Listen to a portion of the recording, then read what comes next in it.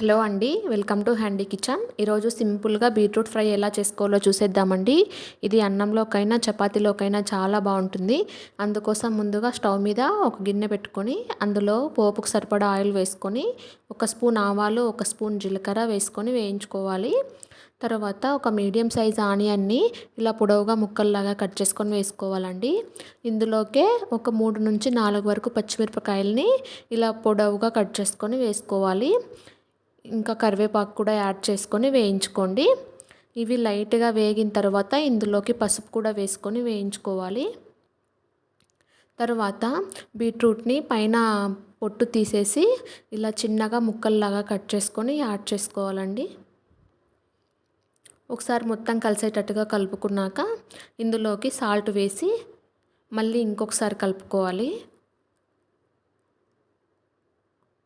ఇలా కలుపుకున్న తర్వాత దీని మీద మూత పెట్టి మీడియం ఫ్లేమ్లో ఒక 10 మినిట్స్ పాటు మగ్గనివ్వండి. 10 మినిట్స్ తర్వాత ఇలా మూత తీసి ఒకసారి కలుపుకోండి. అప్పుడప్పుడు కలుపుతూ ఉండాలండి, లేదంటే ప్యాన్కి అంటుకొని పోతుంది. ఇలా ఒకసారి కలిపేసి మళ్ళీ ఒక మూత పెట్టేసి మీడియం ఫ్లేమ్ మీద ఇంకో 10 మినిట్స్ పాటు ఉడికించుకోవాలండి. 10 మినిట్స్ తర్వాత ఆయిల్ తేలుతూ ఉంది చూడండి, ఇంకా ఉడికిపోయినట్టేను. చూసారా, బీట్రూట్ ఇలా కట్ చేస్తే కట్ అయిపోతుంది. ఆల్మోస్ట్ ఉడికిపోయిందండి.